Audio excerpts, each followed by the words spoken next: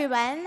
My name is Marisa Vickers, and I am the VP of Partnerships for Texas House. I'm so excited to be here, and before we begin, I would like to mention on June 4th, we will be bringing Texas House to the very first South by Southwest London, and we'll be hosting our event with Civo, which is the heart of where South by Southwest London will be happening. Earlier this year, during South by in Austin, we launched our very first Texas House and welcomed over 3,000 people across 2 days. The energy was electric, and we're hoping to carry that same momentum across the pond. We are kicking off our Come and Make It campaign, which will be a bold invitation to the world to build, innovate, and grow in Texas. And as it happens, this week is Economic Development Week in Texas, so being here feels like the perfect jumping off point to deepen collaboration between Texas and the UK through business, trade, and of course some fun along the way. So thank you so much for being here and part of this exciting moment with us. And now let me introduce our panelists. Hello, I'm Chris Perez. I'm Director of Product Marketing for Perforce. So if you're in the game development industry, you're likely familiar with our version control software called P4.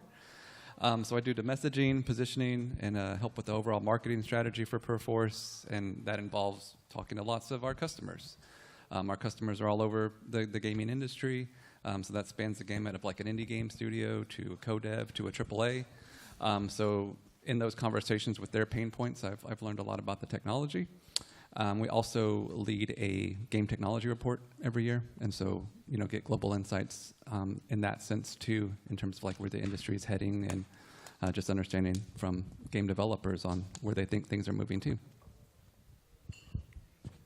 Hey, I'm John UK.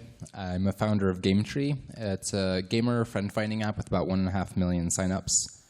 It essentially looks at your tastes, personality, values, your unique identity, and then finds you people you not only like playing with, but probably be real-life friends with. Beyond that, I've architected coding boot camps, and I'm very deep in the personality psychology world. And then the next step for Gametree is to become like a central social network, like a Facebook for gamers. Hey everyone, my name is Kev. I'm CEO and founder of Streamfog. Streamfog is an augmented reality platform for content creators on platforms like Twitch and YouTube. We try to make those streams and videos more exciting with AR effects in the camera, and that is also available to brands and game studios to really show their brand in a seamless, non-disruptive way. I've worked in AI and computer vision for like 7 years. In the beginning, in the boring object detection of pedestrians and traffic signs, and kind of first-hand experienced the shift to Gen AI, which everyone is so excited about. Yeah, I've been a gamer my whole life. I started with the PlayStation 1, still game today, and yeah, excited for the talk. Awesome. Well, thank you all for being here. Let's start with the first question. So what's the most significant challenge facing the gaming industry today, and how can technology help address it? And this is also a twofold question. So what is it for today, and what is it 10 years from now? I guess I can pick that off. I mean, for me, I think it's funding related in a lot of senses. We're past, users using games a lot past COVID. We're past a lot of the funding that the big technology companies have given, like Netflix, Amazon, and Apple to create content. And so we're in this state where there's just like less appetite for risk at an investor level. And so with that, right, that's why we've seen a lot of games, media, just things we've consumed in general, like kind of take on how can they reduce that challenge or reduce that risk. You see things with more familiar IP. And so I think that's where like technology has to come around and help us augment that and help us address it. So I think that's where consumers are, or at least game developers are at now, just having that challenge of finding funding and finding their voice with their team to get funding for projects. I might be a bit biased here, but I see the world a lot through a lens of social and a lot through a lens of personalization and curation.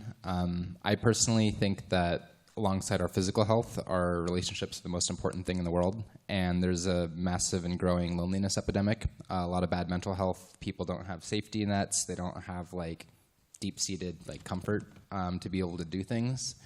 And gaming in the past, you'd play with friends, you'd do LAN parties, you'd go to find a server where you make friends and you get to know people.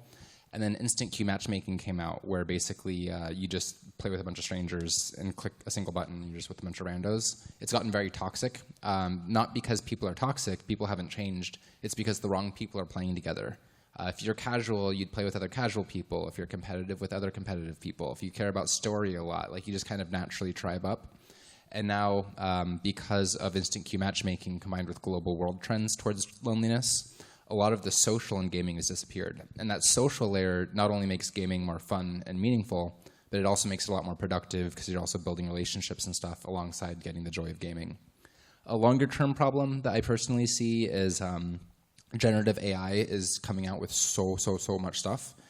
It's not there yet on like the higher bounds of quality, but I think within the next 10 years, we're going to be seeing a lot more noise, and therefore curation and personalization become more important, and also sources of trust. So I see that as a big challenge, where suddenly you could have games just being created on the fly, or like thousands of games being made every day, and it's hard to know like what would you like the most out of like infinite choice. John kind of teased it already. For me, it's like discoverability. I read an article recently where 10 years ago there were like 5 games per day released on Steam, so 150 per month. Today it's 1,000 per month. So think about how much competition there is if you release a game and want it to get out. You're competing with so many games, and it's tough, right? So that's like a very tough problem, and it's gonna get only worse with AI, right? Like already today, like Unreal Engine makes it super accessible to create a game, to bring something on the market, and that shows in the how crowded it is. And if generative AI will like really make it even easier, maybe you can create a game character with a prompt or a map with a prompt that will make it from 1,000 to 5,000 games a month. So making your game like be visible, be seen by people is going to be harder and harder and harder. And that's a trend in many markets, but like in gaming, you feel it a lot right now. Yeah, Unity had a slogan called democratizing game development, and they kind of succeeded, where now everybody can make a game, and the next step is we need a democratization of discoverability. Yeah, and maybe that's also something that maybe, Chris, you can touch on with the funding, right? Because that's also, if you go think about who invests in a game studio, or who wants to invest his own time, you are like faced with a lot of like risk if that's going to pay off, because the amount of games also have a lot of price pressure, right? Like there's a lot of free-to-play games, then they try to monetize it with microtransactions, but at the end of the day, it's just a very, very brutal market. Yeah, I mean, I think just with like the types of genres that people are familiar with too, it's hard for them to like take chances on other things. And so if technology helps reduce the cost of that and helps reduce like people to take more risks so that folks can see it, and having discoverability so people can see that would help a lot. That's great. So next question, how do you think emerging technologies like AI and cloud gaming will change the way we play and develop games? And then also to kind of like go piggybacking off of that, what emerging technologies do you see having a significant impact on the gaming industry in the next 5 to 10 years? Yeah, I think we briefly mentioned it, all three of us, right? Generative AI will have a big impact. So the problem of more games is kind of there, which for us gamers is great, right? Like we love having possibilities to choose from, but for the game development studio, it's going to be even harder. The floor of the entry game development will go lower. At the same time, on the positive note, I think it will really lift up what will be possible. I can't wait to have games where it will be so custom-made, where maybe the conversation with a character will be custom-made, custom-tailored to you, and it's going to be like every gameplay will be unique. Maybe the visuals, maybe the conversation. So I think I'm super excited about that. Yeah, I think Kevin basically nailed it. One other opportunity I see with generative AI is being able to not only have games and characters procedurally generate based on your identity and your decisions, but even having that stuff exist across games. Like you could like take an NPC that you encountered and put it in another game or a sequel. Or you could take characters from one game and they have a partnership with another game. And this could even work on like community levels, where you have like AIs that recognize like your group or your clan or your friends and things like that. And I think that's going to be something interesting that I don't really see talked about. Yeah, and I think just like on that wavelength of how AI can help. Like, it's important to know, like, the technology landscape in gaming right now is just like arriving on this like standardized tool set. Years ago, or just a few years ago, it would be a high barrier entry to get into gaming. But because of like people understanding Unreal Engine, getting more adoption of Unreal Engine, like that kind of lowers the barrier for people to get into it, having experience with it. But now it's a chance of like, well, how do I stand out? Because there's becomes this like homogenous like look and feel that people have by like all using the same engines or using a few different game engines. So if AI can help enable like the art styles that we're able to extract, give us a chance to focus on developing that art style a little more, especially with like marketplaces where people download so many assets and things like that, that things become familiar.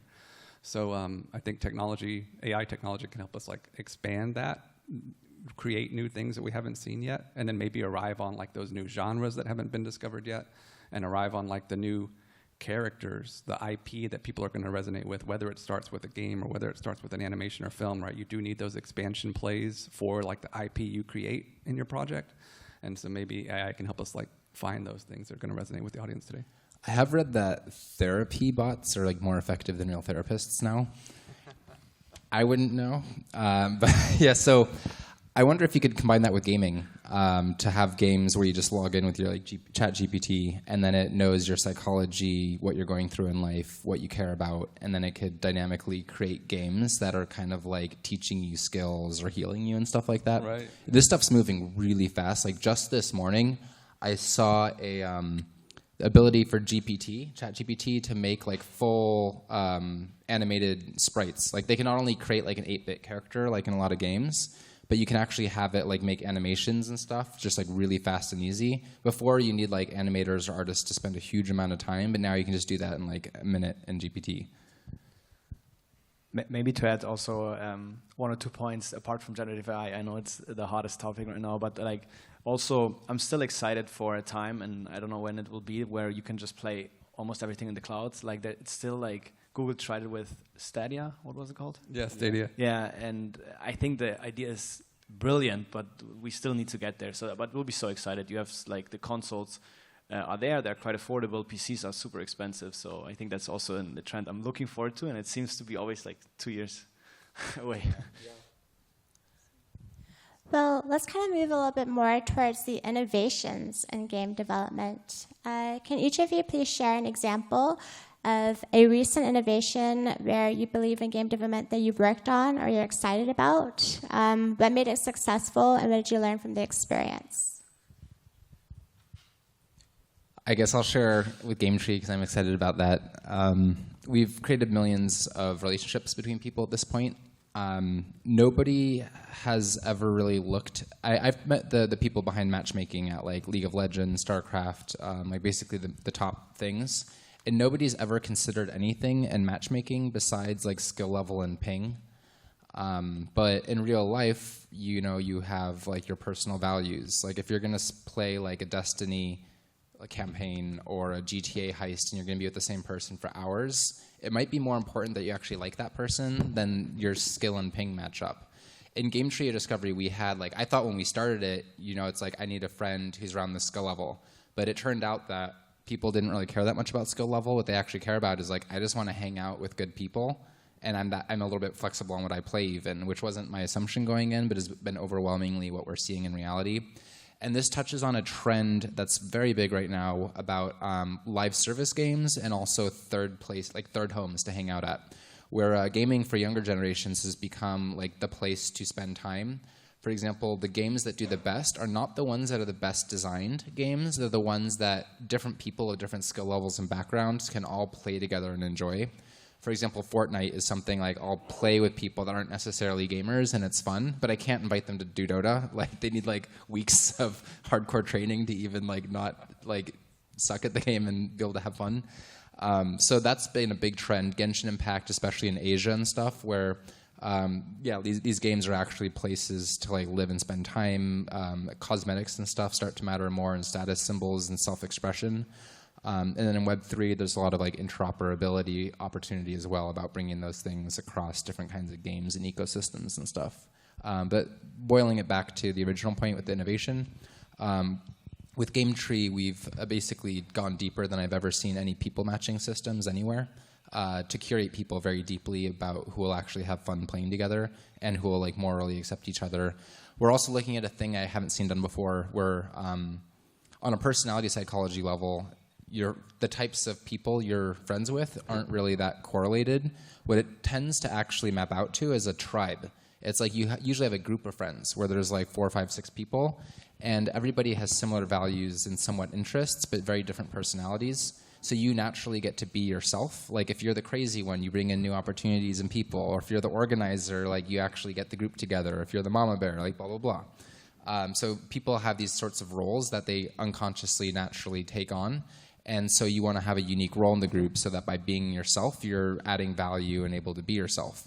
And I've never seen this really touched on anywhere, but that's something that we're now starting to work towards as well, is being able to curate not just individual friendships, but actually like groups for things. So if you and a friend are like playing a board game or a video game or something and you need a couple extra people, it'll find like the right kinds of people. What you need like more and more is like you get older. Yeah. Those, like natural institutions of like school and work and like. That was a lot of my impetus. Is I just found myself playing games online by myself more, and I'm just like, dang, it's harder as an adult to do this. I would say that my friends would say that I'm the crazy one of the group, most likely. But what about you, Chris? What are your thoughts on everything? Let's see. Something I'm working on, something Perforce is working on is a version control client called P41. So our software is like we call like a foundational software. Like you use version control like across your organization. But something to like keep in mind for like anybody developing technology is like you really got to pay attention to like all the roles and like tune the software to all those roles. So like, we have people in version control ranging from like project managers to developers to artists and designers. And our tool really didn't speak to artists and designers, right? It looked complex, like just at a UI. So this new tool is more approachable, more easy to use. And so that's something that we've had seen that we need to invest in, because that role of the artist and designer is just becoming more and more important to developing a game and more important to developing like really any high-tech project, right? It's that creativity. So how can we give more time for that creativity to happen and make our tools seem transparent? One of the things that we recently worked on, which I found exciting, was the streamers can use like face masks, like on from Snapchat probably, and we added a feature where they can prompt an AI to create their own face mask. And my co-founder is a 3D artist, and he would say like, oh, but it doesn't look as good. I can create it better, and it's like low quality. But we learned that people loved it. Like they really liked creating like the Incredible Hulk, but in pink and blue eyes or something like that. And like for me, it was interesting to see that it's people want to be creative in most industries. If you give them a tool where they can like really express themselves, they have fun, and it doesn't have to be as good as something professionally created. And I think this will transition into like all of our industries, but also in gaming specifically. Like it doesn't have to be perfect, but people just love being creative. And you can have a picture that is like drawn by an artist and it looks great, but if you can create a picture with AI, it's fun. It's actually fun to be creative. Which is why like TikTok and all those things are. It's like we brought that creativity, or that allow people to show their creativity through like video editing and other things like that. So. Exactly, yeah. Another Gametree plug. There's no gamer social network to share things. Like there's no, like I don't post on like Instagram or Facebook or things like that about gaming because it's just kind of weird. The right friends aren't going to see it and stuff. And Discord, things just get buried. So basically the next stage for Gametree is to be a place to not just help people find each other, but to actually stay in touch, coordinate gameplay, build relationships. And a lot of that is user-generated content. That's kind of the biggest underlying thing. And the biggest form of that these days is short-form content. It's like images and videos and memes and stuff. So literally there's nowhere in the world you can like upload something about a game and tag the game and just share it with like your communities, your friends, in like a relevant way. So that's another innovation that we've got coming up. Nice. So each of you have already kind of touched on this, either just in the conversation or based on the things you do for work. But if you want to talk a little bit more about what role do you think virtual and augmented reality will play in the future of gaming, and how will they impact game development?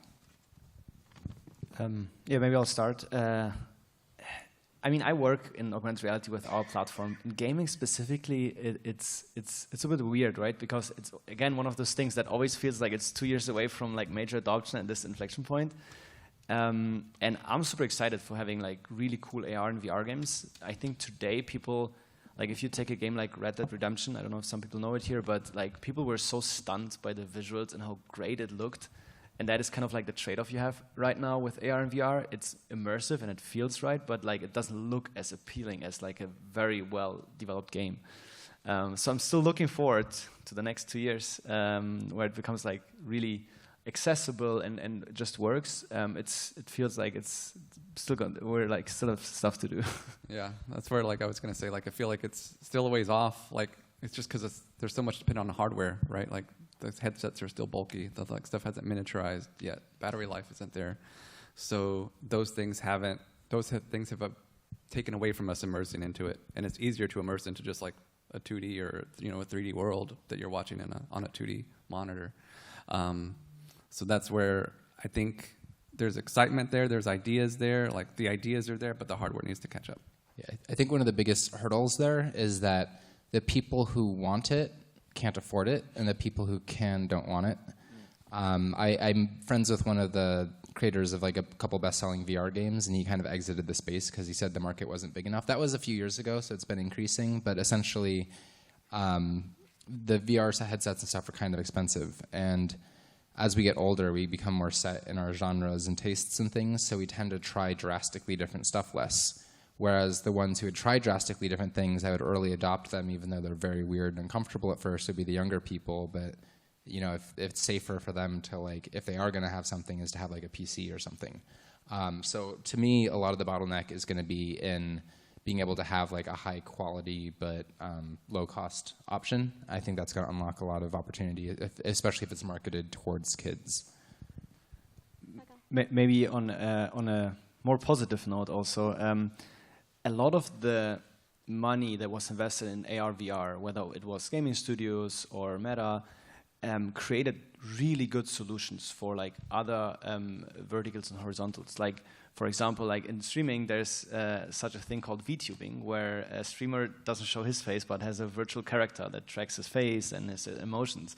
And people love it. There's some people that just don't want to show themselves, and they still get to stream, connect to their audiences, but in a different persona. And I, for example, don't think this would have been possible if there wouldn't be investment into AR and VR, where Google or Meta would invest in it and look at it. So, and the same applies to gaming. I've seen games where you can, it has face tracking and project your face into the game. And these are things where like main AR, VR is like, not everyone is using it, but there's things coming out of it that other industries can use and that we love, actually. Yeah, there's something interesting too that it doesn't quite seem like AR, VR, but we have a lot more like autonomous vehicles now. Trucks are now becoming autonomous. And in a way, that's kind of like the gaming industry, because to a computer, it can't tell the difference between playing a game and real life. Like a GTA car, you'd program like almost the exact same way as you'd program a real car. Like to them, like this is a simulation just as much as that is a simulation. If you have drones, the same thing applies. So I think that there is a lot of also kind of like pseudo crossover opportunity there. For example, with sensors or things overlaying reality, especially like instructional type things, and that some of those could be transferable. So for the next question, Kevin and John, I'm assuming you operate more on a B2C model and Chris, you're more of a B2B model, but correct me if I'm wrong. But how does your chosen model influence your tech decisions? I mean, for us, yeah, we're B2B.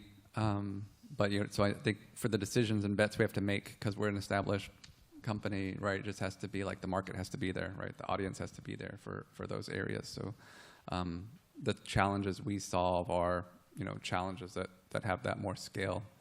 And that's kind of where we have to focus on to, develop and be efficient.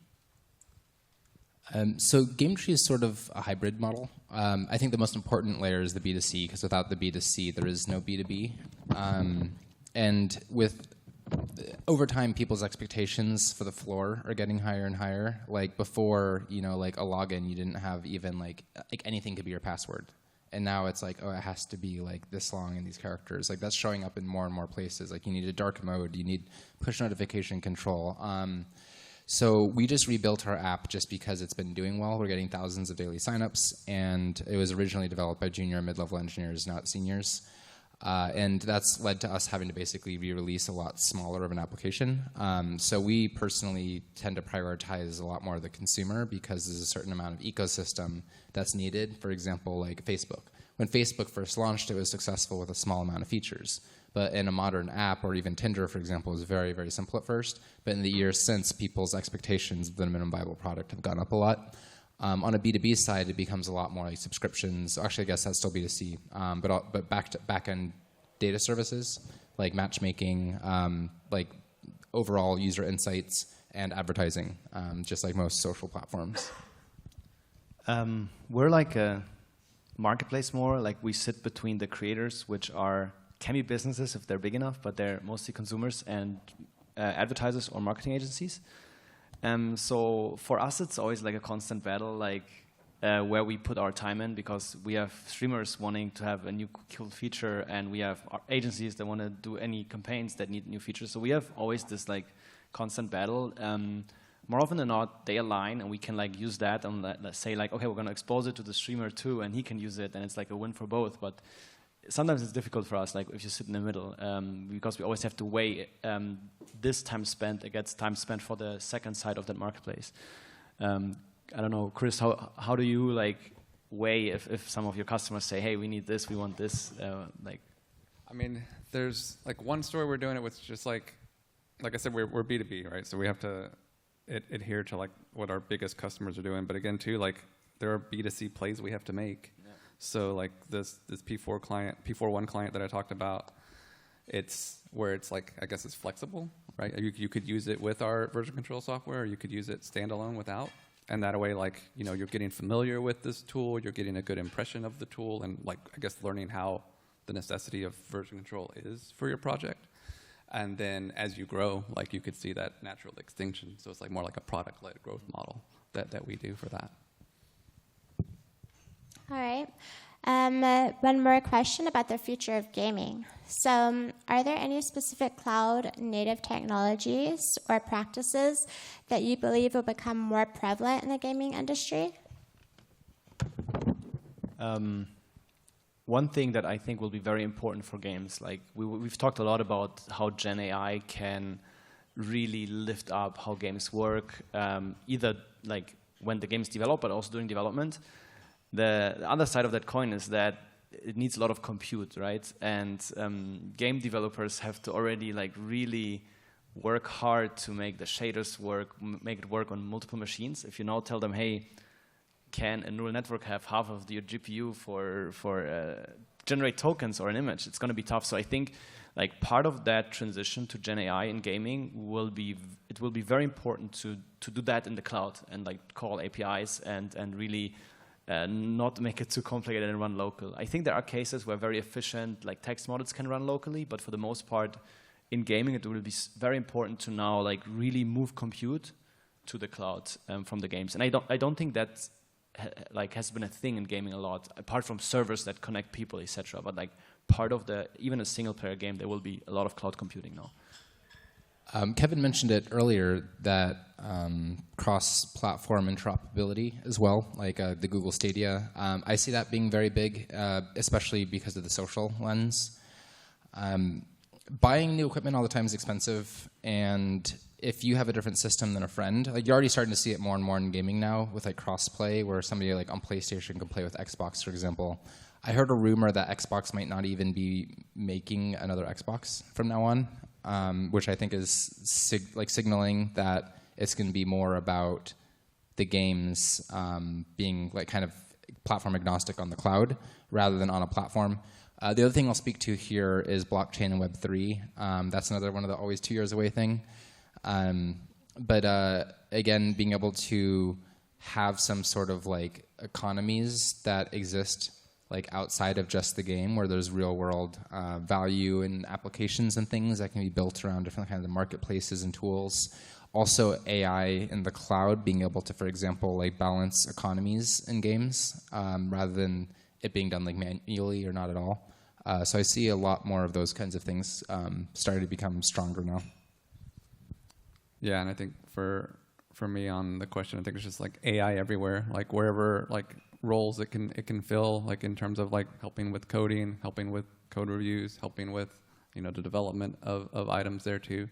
But at this point, it's I guess the tools that balance like giving creative control to the user and like providing consistency too, right? If I'm making a scene, like I can't have this like random character or have there be nuances that are generated like scene to scene. So a lot of the AI tools I see being used now, like try to like create that consistency and try to like help that creator have control for the shot or for the scene, whether that be for, generated in AI for an animation or for a game. Maybe to add something as well, I feel like sometimes in this discussion people think like everything is like manual and local and we're like sharing USB drives around it, and like game development has like come a long way, right? Like it's all remote, all distributed. Yeah. Like Perforce is the best example, right? Like think about how cool it is that someone can like work on something on a map of a game, and another guy on the other end of the world can like check it out and have the exact same experience, and they can collaborate. Like that is like pretty remarkable if you think about it, right? Like it's sometimes in this discussion you think like we're like cavemen, we're working on these things, but it's actually pretty impressive where we are. Yeah, and that's where like I think gaming has been like on the forefront of that, and that's where we see so many industries like taking like cues from that framework for like, because we all need to work with distributed teams, all need to work with like a certain scale like that, and leverage some of the frameworks there that have been used in gaming to do that. Each of you have given a lot of like amazing answers to everything, but before we move on to questions, were there any other final thoughts that we haven't touched on that you would like to talk about? I'll give you a second to think. No? Okay. Maybe one thing that we haven't touched on that I'm excited about, I think John briefly mentioned it, I think gaming will also go into a lot of other areas. I'm excited for a time where gaming can be part of like education, where people are like more active and pay attention to stuff. Like there's a lot of talk about how education will change with ChatGPT, but I also think like game elements and making things fun will also play a great part, and maybe this will go hand in hand. Maybe like my grandchildren will go to a school that will be part AI, part games, and will actually be like very enjoyable to learn stuff. Not that it's not enjoyable today, but I think you get my point. Yeah, and I think on that note a little bit is just like these skills are all like transferable. So like I see people that have a lot of gaming experience or game development experience, like they might be a technical director, but then being able to move to, media and entertainment industry, work on animations because that stuff is being developed with game engines now too. Automotive, manufacturing, digital twin use cases use game engines. So like these skill sets within each of those genres is transferable, and you start to see the blending of it too, because like success doesn't mean success in one genre anymore. It means like success across like multiple platforms and mediums. Anything from you? I don't know if this is like that important, but the AI really is developing quickly, and there's been so much consolidation in this space where, for example, I think out of the top 20 movies released last year, I think every single one of them was like a sequel or a pre-existing IP. Like there's almost nothing original anymore, and that's trickled over to the gaming industry, where the games now cost like hundreds of millions of dollars to produce, so they don't want to take any risks. And I think AI is an opportunity where we've essentially become gods. Like we can create entire worlds in like a very real sense, and that having the lower barrier means that we can finally start getting back to new original concepts and ideas and creating more opportunity for more people. So that's something I'm personally very excited for, and that could crack kind of a nut that's been building for a while. Yep. Like just that Minecraft movie, right? Like everything. There's so much success there, so it's hard for people to not look at that. And so like it's hard to compete with like a $60 AAA game with like a $20 game, because like hundreds of millions of dollars went into making the $60 game. They've had so much market research, feedback testing. They can advertise it. If you're an indie game, you can't even basically do multiplayer because nobody's going to know about your game. There's not going to be enough players. They don't have friends who know about your game that'll play it with them. So there's a lot of barriers that I think will start getting a lot more eased up by democratizing discoverability and also making smaller creators able to act as an entire team, creating like graphics and sounds and things like that normally you need a lot of like highly paid specialists for. So it's unfortunate that it'll create less work for some people, but it'll also create a lot more opportunity for like another layer of industrial revolution type thing. I love that. Before we open it up to questions, I'm just curious in this room, like, raise your hands if you are in the gaming industry or you're just a gamer. Okay, good. So, does anyone have, like, any questions that they have for any of the panelists or just thoughts in general? Wait. You can't have a thought on the microphone. I forgot you were back there. I didn't see you. Just an interesting thought. I forget who said it, but I've got two little ones, soon to be 2-year-old and 4-year-old girl at home. And you talked about cloud gaming. We're doing some Bluey, and it wasn't there yet. A little skippy. But so, again, I forget who said it, but they said this might be the last generation to grow up. Like, they may grow up with AI. So, like, pre-internet, right? Pre-AI companion. And then Jensen Huang, he was saying, we might have, talk about cloud gaming, we might have a cloud in our house soon. So it's a cool time, it's a cool space. You guys know this, but there's definitely a human impact, I think you were touching on in the beginning. But love what you guys were talking about. So hopefully catch you guys later. Something to share on that note is my biggest fear with the generations growing up with AI assistants is that they're going to become very dumb. Not being able to think for ourselves. A lot of life isn't just about asking a question, but it's about like patience and diplomacy and emotional control and things like that. And when you can just get anything, like you tell to write you an essay, you don't even have to like struggle or figure things out, be deliberate, critically think anymore. That's my big fear for the future, is that it's going to dumb us down quite a lot. That's a fear of mine too. I totally agree. And I think it really comes down to how we approach that technology, because there's a lot of debate about like, will AI like replace jobs and we will all, I don't know, do nothing or do fun stuff. No one knows. I'm a person that thinks AI will enable and make us more efficient and do cooler stuff with fewer people. But at the end of the day, people and companies will drive that, right? They can decide to say, hey, we want to replace this salesperson. Or they can say, hey, why don't we make this salesperson 5 times more efficient using AI, right?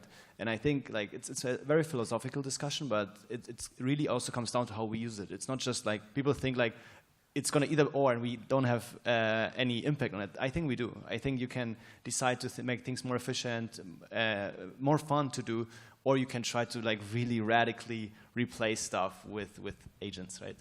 Yeah, that's actually something like I use AI all the time in my workflow, like in marketing, right? And I just got to a point of realizing like, hey, this thing can write better than me, now. And it's the same thing for my marketing writers that work for me. So we're, Perforce is pretty aggressive or pretty progressive in terms of like letting us use AI in our workflows.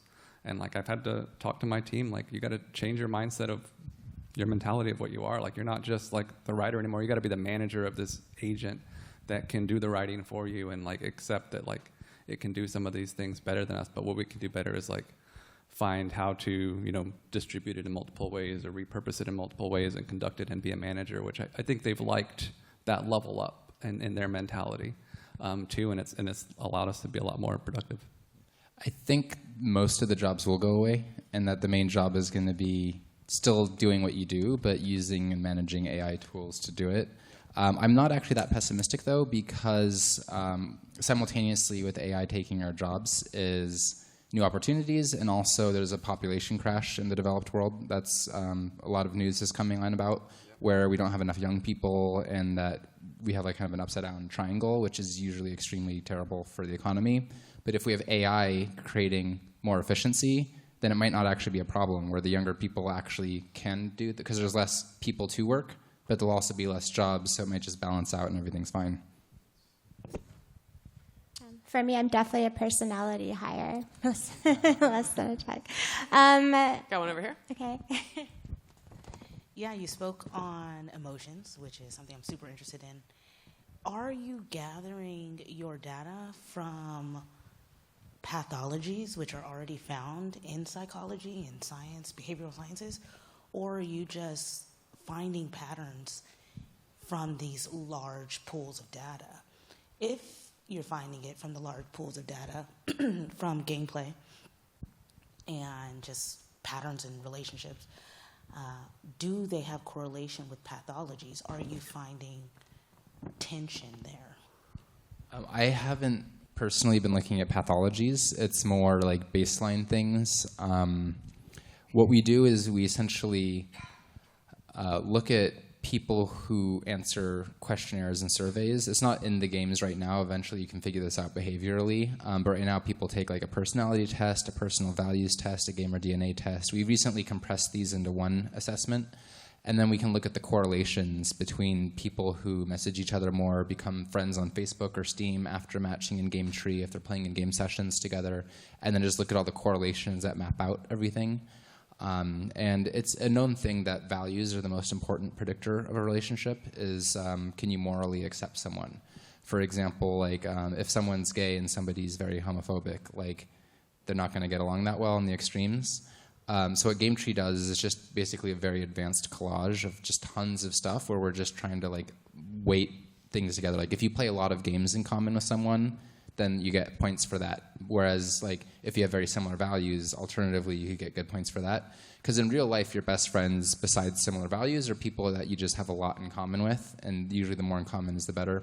On that note, we also want to get into like a tagging system where you can kind of free write anything you want on your profile or a game. So if it's a certain mod or a certain like clan or server, it's a flexible system, and also being able to get beyond games and actually do just general matching. If you're looking for somebody that's reading the same book as you, who you want to be able to like, discuss a book with, but somebody you're actually going to like and have a lot more in common with, or if you're looking for like a soccer team or something.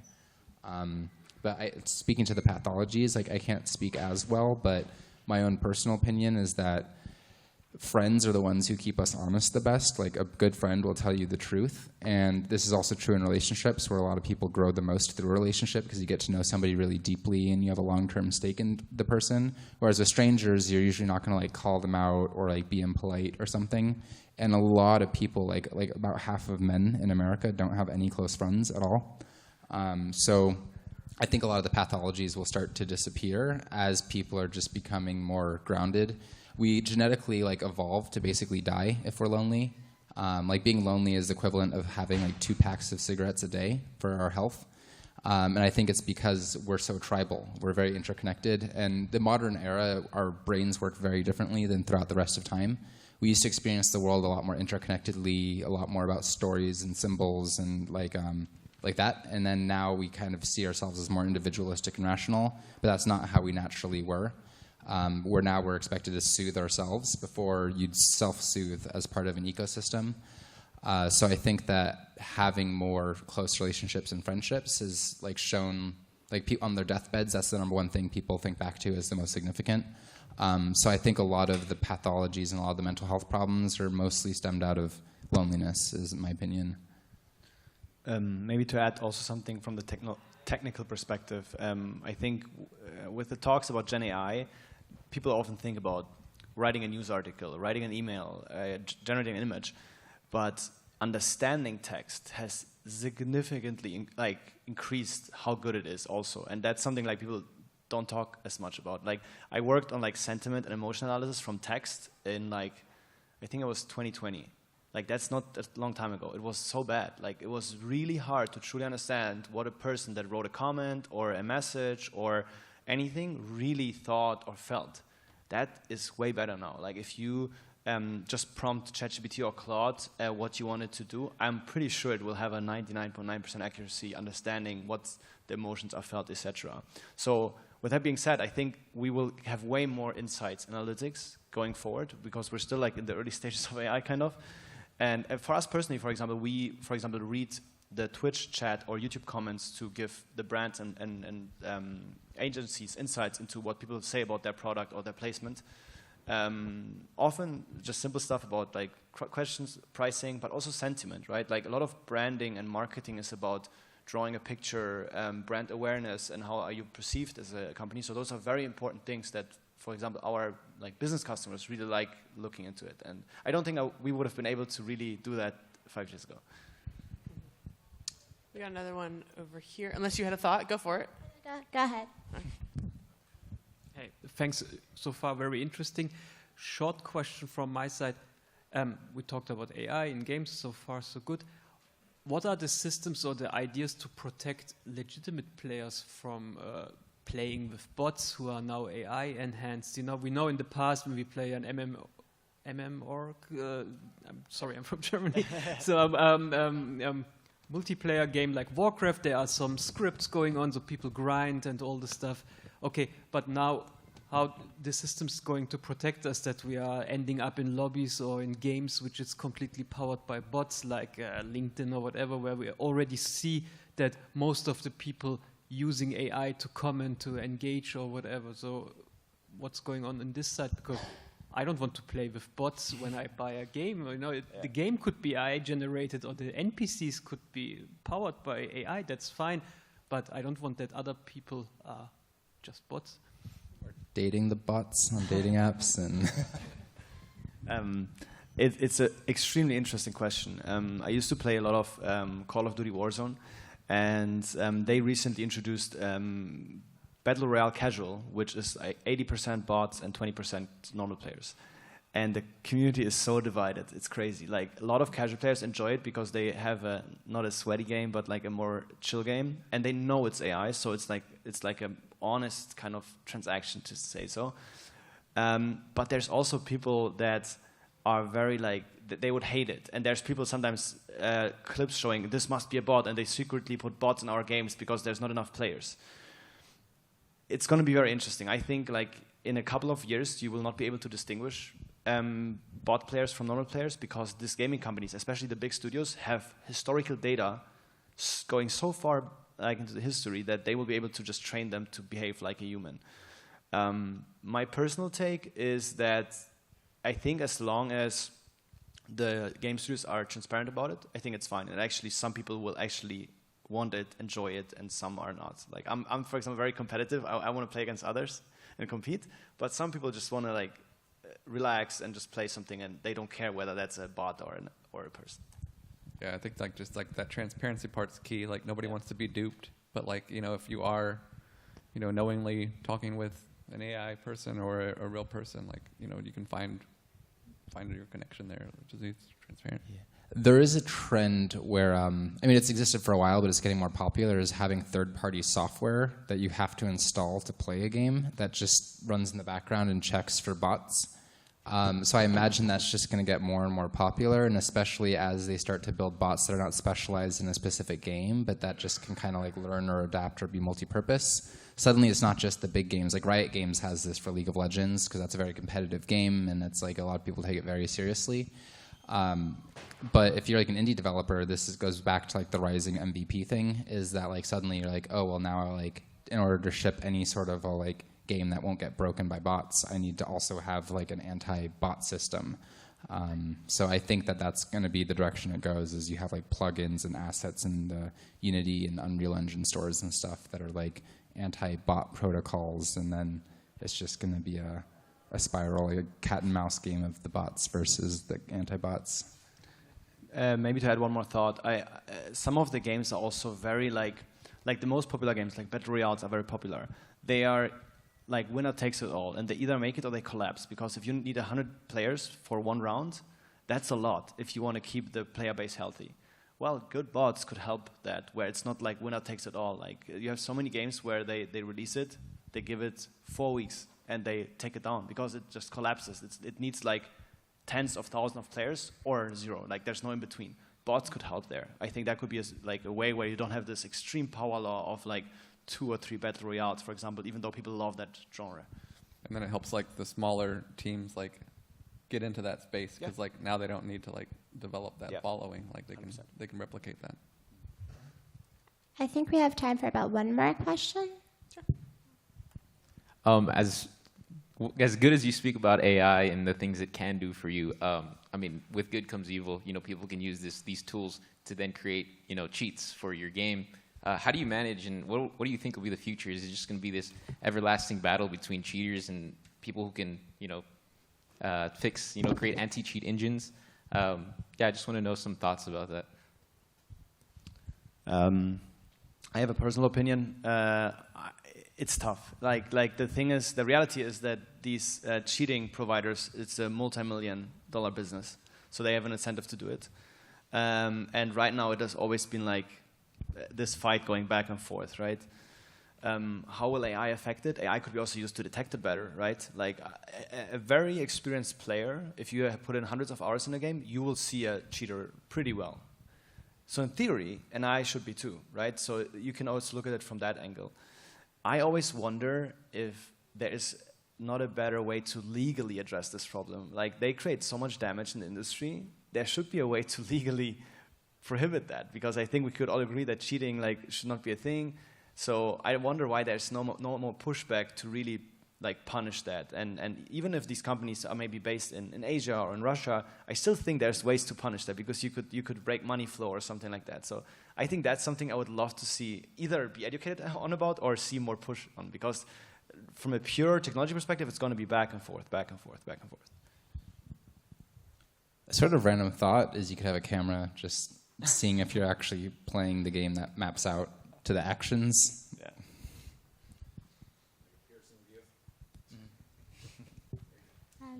Chris, did you have any thoughts? You're good.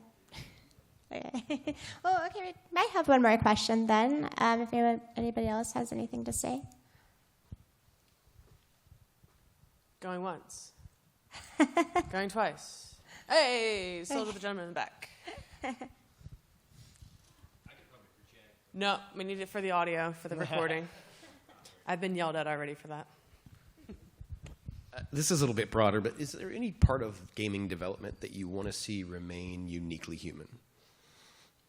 That's a great question. Again, I think we touched on the fact that there are a lot of games right now. There will be even more games right now. So what will distinguish it is feeling, emotions, a good storyline. And if you try to make AI in ChatGPT write a unique story about something, I don't know your experience. My experience was not good. It doesn't matter what you do. It always is something generic and not original. I think the original part, like creating something new, something innovative, will, for the next couple of years, still be human, and I hope it will be, because that's something that is just exciting, and you can attribute it to something. And I personally think it will be this. The easy part, creating a 3D helmet or a medieval helmet, that can be AI generated. I think what someone thought about the storyline going through a medieval town, the good games will still have a lot of human in the loop. That's at least my personal take. To me, it's so much interchangeable. I do see the AI getting good at stories. I see it being able to even design games that suit your unique tastes and play style. To me, the part that isn't really replaceable is what a bot can't be is a person. It can't have a soul or something like that. We evolved to be tribal, and we care about helping other people. It makes us feel good, or having admiration from real people. If a bunch of bots think you're cool, that's completely meaningless. You need people for that. So I think that a lot of the future of games, I think that's something that's not replaceable, is anything that actually stems with the deep source of consciousness. Yeah, and I think just making sure we're blurring the lines with where creativity and ideas originate with AI, but as long as there's that control, that creator to be the source of it, to be the manager of it, that's where we need it, and it takes on all different flavors. That creativity can be coding, that creativity can be the art style, but just making sure that we're preserving humans to be in front of that is key. Well, if there's anything else. I want to add one more thing, actually, is we talked about user-generated content before. People are fucking crazy. One of my strongest memories from gaming is I tried out Elder Scrolls Online, and some Argonian lizard ran up to me and was asking me if I had skooma. That's a drug. And that's not like part of the game or anything. He's just some dude who just walked up asking for like drugs. And then like next thing I know, I've like taken off all my clothes and I'm like wandering around with him trying to find drugs. And like I don't think that's gonna like happen with like the fact that a person did that is so much more. Like if a bot did that, I'm like, okay, it's a bot that's like a drug addict. But like the fact that a person thought of that and it's not scripted into the game, and that there's like Ultima Online was the first ever massive multiplayer game. I played that back in the day, and there were just so many like weird stories that happen just because people are weird and crazy that I don't think are replaceable with AI as well. So I think a lot of like co-created experiences that are so meaningful and are also going to be something irreplaceable. Yeah. The bot's not just going to be like, I'm just randomly going to get everybody killed. Like. I love that. Yeah, we're at time, but is there anything else you guys want to end this at? No? Well, I'm excited for the future. I'm an optimist. As much as like doom we hear about any kind of industry, I'm super excited. I think if history has taught us anything about like radical changes like the internet or like robots in car manufacturing, I think like I'm excited and I'm optimistic. Yeah, I'm generally optimistic. Like life's been getting better and better over time. I think the biggest gulf is like value and meaning, where we've kind of over-optimized or quantified things too much. But I think that's even changing. Like postmodernism, I think people are getting tired of that. Also, a lot of problems that seem like they'd be a problem, like unemployment in the current structure. Like as a civilization, we get to decide the rules and we can adapt if things aren't working. So we don't have to like, for example, I see a lot of complaints about like the amount of oil we have or the environment and stuff, but it's like, these aren't just linear trends. Like as they get worse or as things change, like the system adapts, even population collapse and stuff, like all these projections assume that things are going to be constant, but as like housing prices decrease and more jobs are available and stuff, more people have kids and things. So like I think that overall, like there's so many people in the world that are so brilliant and talented, and we have so much resources that we're going to be able to figure things out. Yeah, same. Really optimistic. I mean, I think all this emergence of AI and everything else has just like reinvigorated my energy in the space in technology. And I've always been an early adopter, but it's just again like I think it's exciting to be at this stage of it and to master it and to be something that you can manage it too. Yeah, I guess one other plug is we're going to be doing equity crowdfunding from the community next month. So if you guys are interested in Gametree, we're going to make it available for the public. Awesome. Any other plugs from any of y'all? Maybe one thing, because we talked about like AI, if it's good or bad. If I use AI every day for coding, for writing social media posts. If someone would take that all away from me today, I would be so mad. And I think a lot of people share that. Like I would be so frustrated. I would have to relearn so many things and accept the fact that I will be 20% as fast as I am now. So I think that's a good indicator, like where we are getting value of it. Yeah, good point. Do you have another plug? Or are you good, Chris? You can check out our game technology report. Just look us up at Perforce, and if you're in game development space, check out our version control client called P41. It's on beta now, so you can sign up for the waitlist. Awesome. Well, thank you, everyone. It was a lot of fun talking to you guys, and I'll give you my plug. Again, if you're in London, June 4th, come to Texas House at Civo. All right, thank you, everyone.